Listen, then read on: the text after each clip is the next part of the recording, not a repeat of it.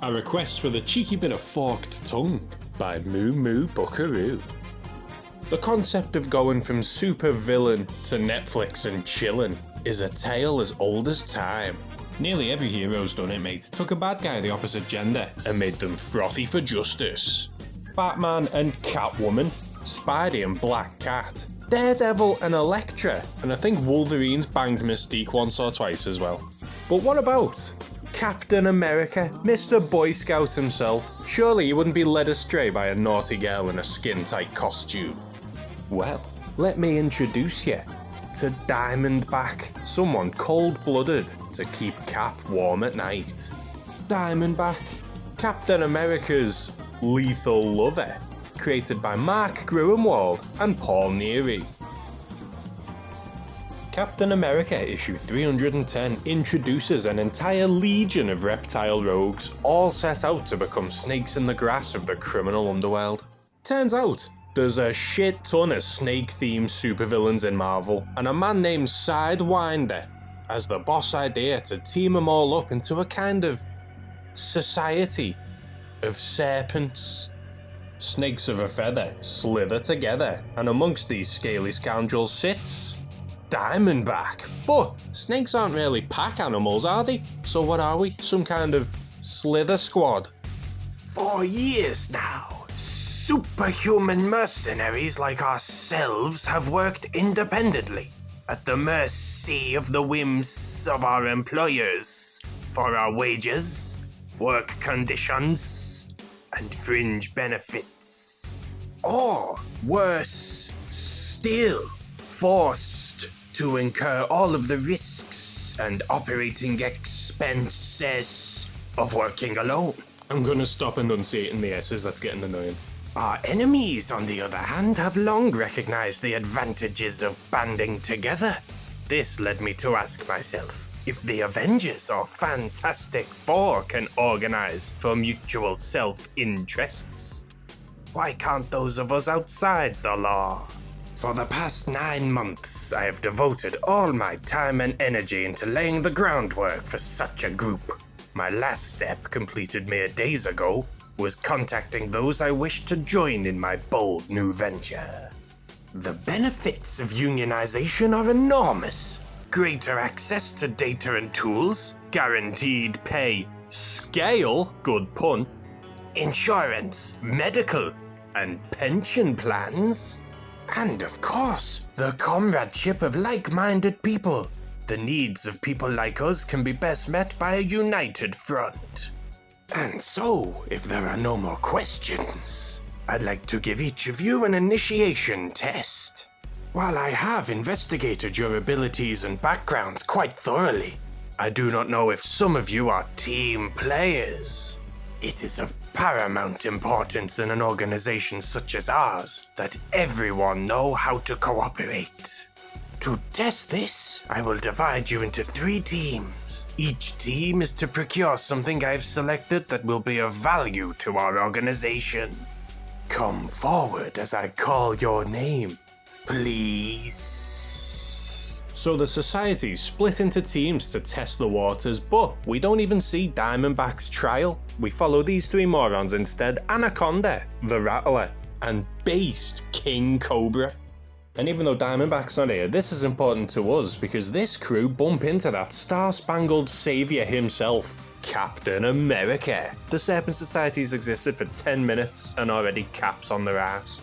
This cabal of creepy crawlies barely evade red, white and blue justice, but the Avenger already's got the crew in his crosshairs, and they will meet again.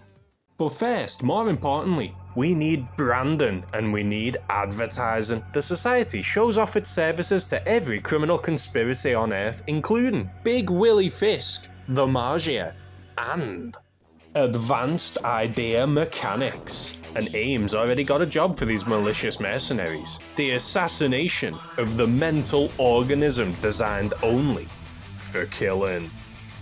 In Captain America issue 313, it's MODOK. Mission Murder MODOK, oh yeah, kill that freak.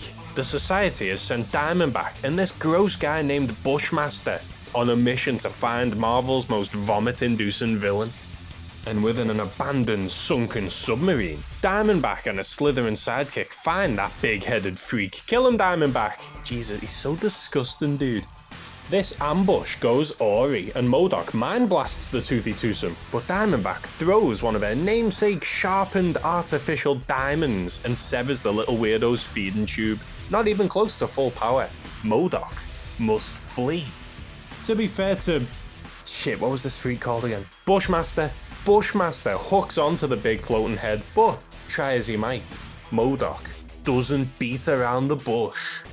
Diamondback barely escapes the sub as a slippy co-conspirator gets his hedges clipped.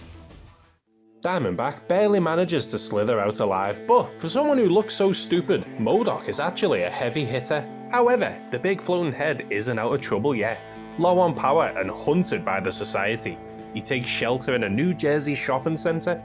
These two barely survived MODOK's machinations. They've got no chance at taking him alone. Luckily, this is the exact kind of shit the Serpent Society was formed for. And whoa, bringing in the big guns are we? Anaconda again. Princess Python, she's just a woman with a pet snake. What's she gonna do against MODOK? MODOK takes shelter in a toy store because what kid wouldn't want one of those for Christmas? But the only thing in MODOK's tree is a serpent. The squadron slither up to Jersey, but guess who spots their snaky asses in flight? The star-spangled man with a plan, our hero, the legendary Captain America, investigates. Both the Society and the first Avenger converge on MODOK's shopping mall. The snakes all split up to search, but Cap spots Princess Python acting suspicious, and he immediately recognises her and knew inviting her was a mistake. Aw dude, what I've been saying was totally true, because Princess Python was trying to sneak away. She explains the situation to Cap and says herself that she's just a snake charmer, no powers, no weapons, MODOK's gonna rinse her. Cap lets her go, and good thing too, this is Diamondback's show now.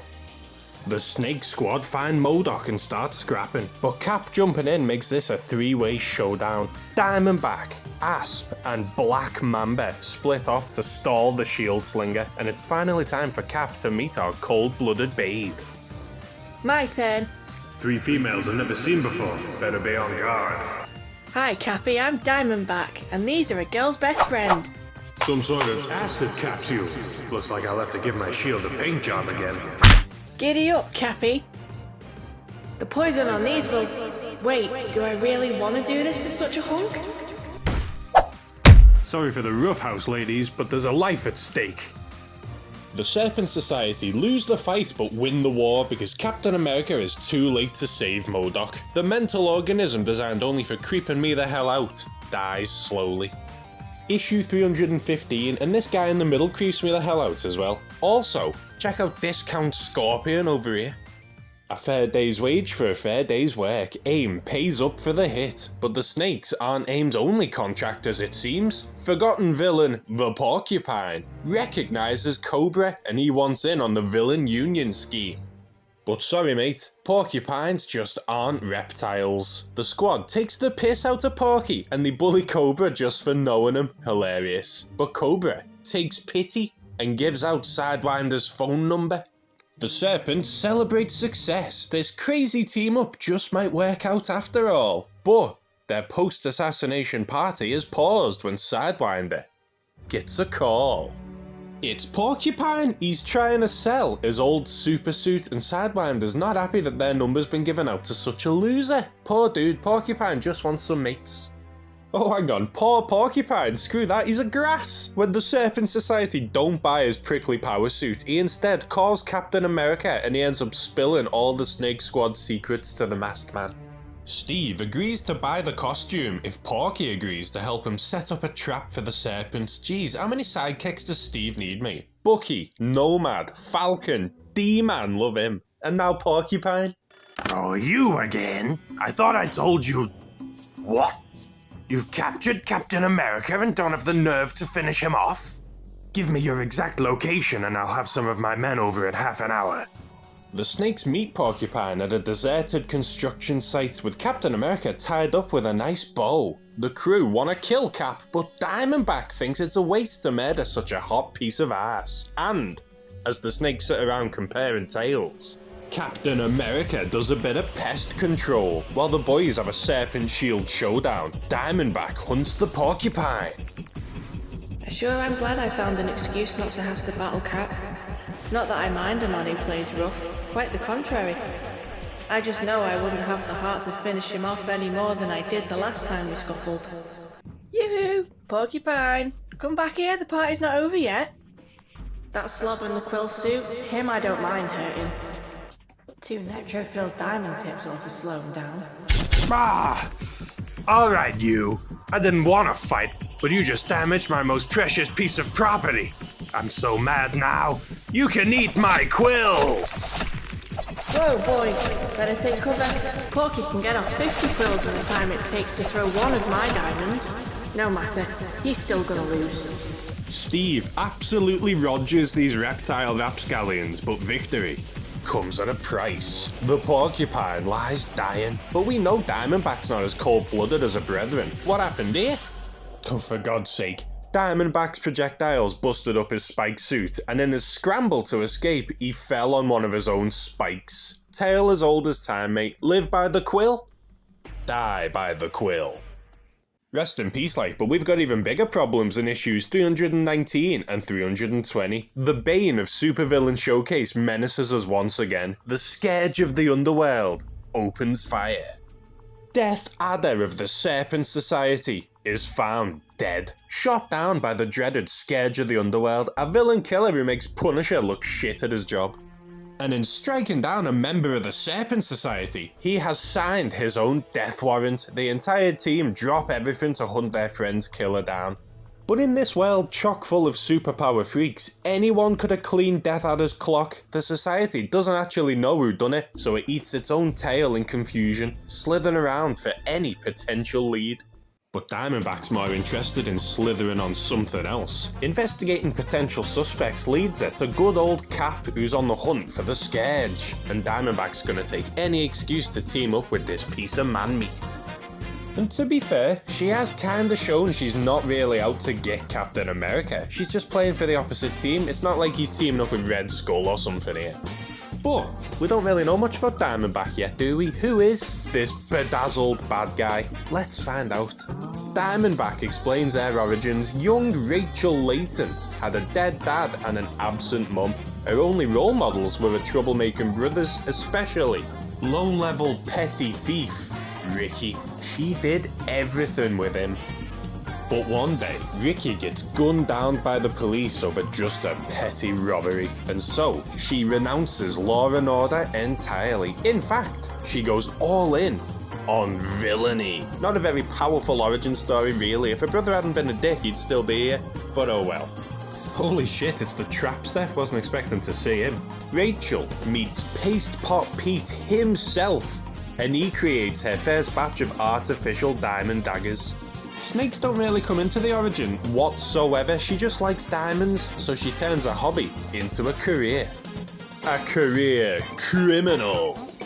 But her new obsession is Captain America. Finally, a good man in her life. She's so horny for the Stars and Stripes, she threatens to crash the Serpent Saucer right now if Cap doesn't take off his pants.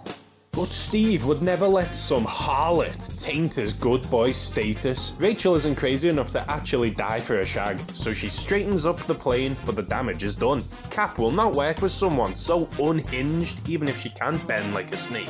Holy shit, dude, what a backfire. She begs Steve to still work with her, even offering to grass up the Serpent hideout, but Cap is so disappointed in her actions, he just leaves. Steve, you true blue hero, she's gagging for it, but Steve's a classy kinda guy. Chasing Cap through a cornfield in the dark, Diamondback sprints after her dream man, but as we've seen with so many villains before her, Rachel gets scourged. Oh, hang on, no she doesn't, sorry. A shotgun-wielding farmer thinks it's Martians playing in his field and blasts away in the dark. An innocent enough mistake, I suppose, especially in the Marvel Universe. Might be Skrulls, dude. I'm really sorry, Captain. I didn't know it was you. Diamondback, how are you doing? I know I don't have much life left in me, Cap. Please, grant a dying woman's last request. Kiss me. You're not dying, Diamondback. The farmer's buckshot tore up your arm and shoulder a bit, but it didn't hit anything vital.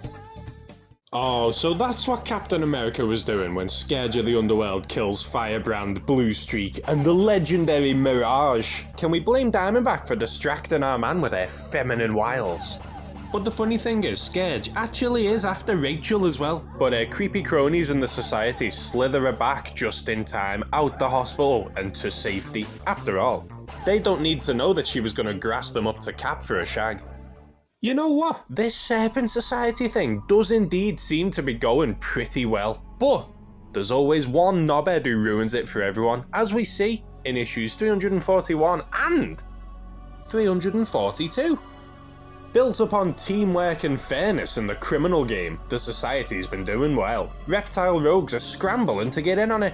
A pit of new Python powerhouses are recruited, so you'd think the Society would be stronger than ever. Sidewinder and Diamondback welcome these new villains with open arms, but trust a snake and you'll likely get bitten.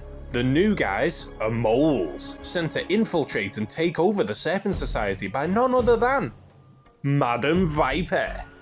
Viper tries to assassinate Sidewinder with a toxic love bite, but the crafty Cobra Commander manages to teleport away, though the poison still blackens his bloodstream. His weakened form reappears in Diamondback's bedroom, and although Sidewinder doesn't know who to trust, he's got no choice now. Good thing Rachel actually is on his side. She dulls the poison with some medicine and uses his cloak to vanish them both out of this snake pit. The OG Society is getting raided by rival reptiles, and there's only one person Diamondback can call for help. Captain America! Currently going by just the Captain and wearing a sleek black suit. It's not a symbiote, don't worry, he's just grieving his loss of belief in the government.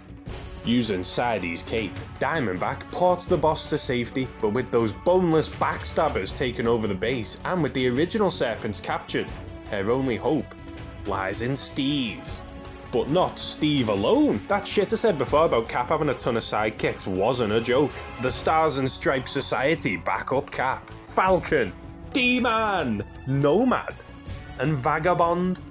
It's time to beat these freaks red, white, black and blue, with Diamondback sneaking them into Snake HQ. She's open to save her job and their friends. The tortured Serpents still loyal to Sidewinder's scheme. Or are they? As the Cap crew infiltrate the Snake Pit, they find some of Sidewinder's original gang now playing for Viper's team. The Absolute Snakes! Oh, I get it now, I get it. I hope Anaconda dies, I'm sick of looking at it. Diamondback's team, her friends, have betrayed her, and now Cap seems to do the same. Anaconda ensnares Rachel in her disgusting arms, and Steve leaves the rescue to my man D-Man. We know he's cool as hell, but Rachel thinks Steve's just left her in bad hands. Don't worry though, D-Man, Rachel can handle herself anyway. A poison-tipped diamond jams into that four-arm freak Anaconda. Cap can't palm Diamondback off that easily though. Deep down, she's determined to show Steve she can be good for him, so they team up to defang the Viper for good. This coiled coup is crushed, and the snakes still loyal to Sidewinder survive, thanks to Diamondback. She even manages to get the medicine to those Viper poisoned. But after this brutal betrayal from within the Society itself, can the Serpents ever truly trust each other ever again? This mess did have one good outcome though. Diamondback has started to earn Captain America's respect. The two even team up to race Baron Zemo for the mythical Bloodstone. She helps Cap battle that bastard Crossbones and his skeleton crew. Fantastic name for an evil team. And she even backs Steve up in his hunt for the sinister Red Skull, taking the fight to the freak himself within his own mansion. And all this proves Rachel does have the potential to do good. But what's in it for her? Well, in Captain America issue 371, she's finally worn him down. Manhattan is a 24-hour town, a city that never sleeps, a place where something's going on all the time. One adventure leads right into another. In short, it's a perfect place for people like these. Having just returned from their run-in with the Red Skull upstate, the intrepid Avenger walks his occasional companion Diamondback to her Upper West Side apartment. What do you mean? Well, see you around. Look, We helped each other out a few times, but now it sounds like you have some expectations of me you're not letting me in on. I'm not looking for a partner. I've had plenty. They never seem to work out. I'm not looking for a girlfriend either. I've also had those, and with all my Avengers duties, I simply don't have time for a social life. So what's left? How about friend? You have anything against friend? Define friend. You serious? Okay, a friend is someone you can call on when you're in trouble or lonely, or just in the mood to go out and have fun. Any problem with that? No. Friends it is then. Okay, friend. So I'm in the mood to go out and have fun. What are you doing tonight? Well, I have some work to catch. Now wait a minute, Cap. When's the last time you relaxed and forgot your responsibilities for a couple hours? All work and no play, you're heading for job burnout? I managed to schedule in some leisure time during the week. Read, swim, work out. I don't mean that stuff. I mean something social. When was the last time you went out on the town with a pretty girl hanging on your arm? I admit it's been a while. Well over a year. Okay, so tonight you're going out with me. Here's my phone and address. Pick me up at 8. And don't you dare bring your uniform or shield. You hear? Now wait a minute, Diamond. No offense, but I'm just not the kind of guy who would look right going out with a girl with magenta hair. I'll fix it. Just be there at 8, no excuses. See you then, Spot. So after months of battles, the snake finally gets the mouse. Diamondback gets that date she's been after, but while she swoons over Steve, some of her fellow society members stalk the star-spangled, star-crossed lovers. But not to be snakes in the grass. Instead, they want their friend Rachel's date to go great. If only they knew that this fella was that very same S.H.I.E.L.D. slinging superhero. A supervillain causes traffic on their way to the restaurant, so the Serpents actually play hero to clear the roads. That's so nice seeing how the society members are actually mates and not just co-workers. You'd never see Craven being a wingman for Doc Ock. Even that little freak Anaconda mashes up a would-be super brawl to let Rachel have her date. I suppose they must have made up after that Viper shit. And the date itself goes great, with Diamondback even revealing some more of her private past to the Avenger. And for once, the villain wins. Diamondback then. I like her. I like how long it took for her to go out with Steve. She had to spend time building up his trust in her before he agreed. And a round of applause for Steve. The man stuck to his morals and refused her advances until he knew she really was a good girl deep down. Maybe that's Captain America's real superpower. Blows my mind how that was Paste Pop Pete of all people who gave Rachel the tools to become a costume criminal. Weird connection instead of just letting her make them herself. But that idea of teamwork seems baked into Rachel's character.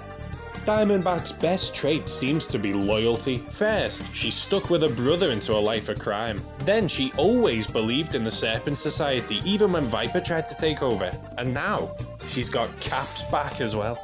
She could slither in my garden any day.